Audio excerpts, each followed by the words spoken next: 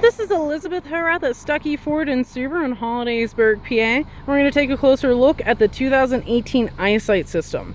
So this sticker I have in front of me is actually on a 2017 for convenience sake, but you can see the competitive set: the 2017 Subaru Outback, 16 Ford Edge, Jeep Grand Cherokee, Toyota Highlander, and the Nissan Murano. The Subaru has the most features. You can see some nose amongst all of these. It's the only one to have pre-collision warning, pre-collision braking, pre-collision throttle management, lane departure warning, adaptive cruise control, and it is the only one to have this low of an MSRP. So it's pretty significant difference. Starting MSRP for Subaru's Eyesight is $29,690. That's for the Outback. Typically it's lower on not just the Outback, the Legacy, etc. And then if you look across here, the next closest is $39,310. So that's about a $10,000 difference, plus or minus a bit.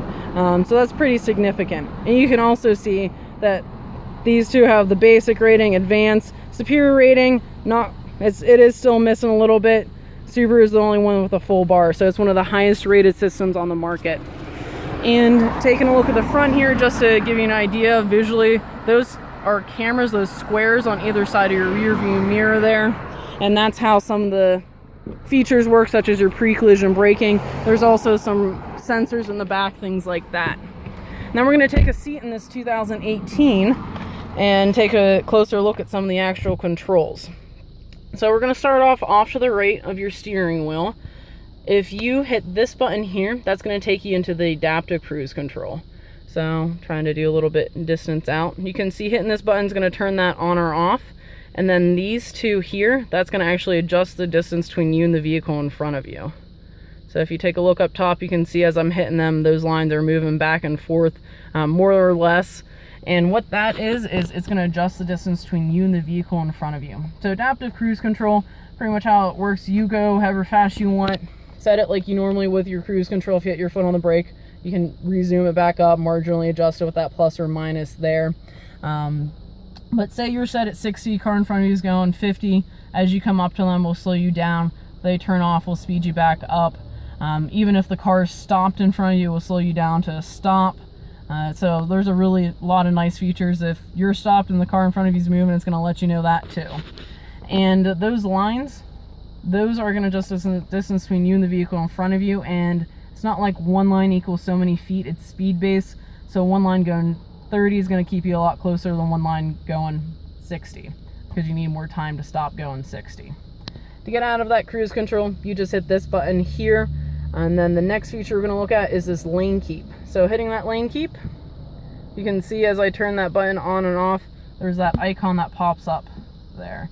That looks like the same icon you press. So that is your lane keep, turning that on. What that does is if you're doing long highway straight stretches, that's going to kind of float you in the middle of the lines. The adaptive cruise control and the lane keep are the two features you actually have to actively turn on. The lane keep, you don't really want to use it on curvy back roads. And it's not like it's going to overpower you on the steering wheel. It's just going to help guide you in the middle. It kind of is a floating feeling. Marginally notches the steering wheel. Isn't going to overpower anyone.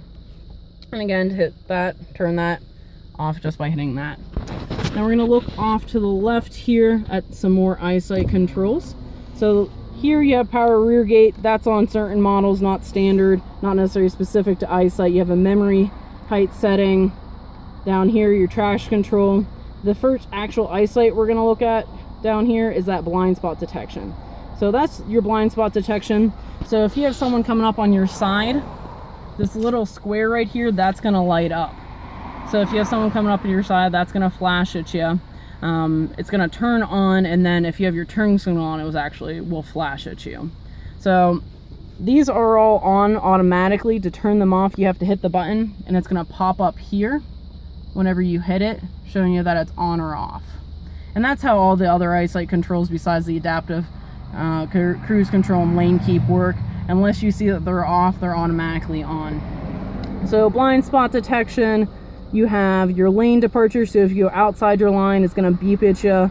This button here is your pre-collision braking. So that's where it's going to stop you before you run into someone. If you get distracted by construction, whatever it may be. Also with that, even if you don't hit your foot on the brake the whole way, it will apply the maximum amount of brake force it possibly can to stop you as fast as it can.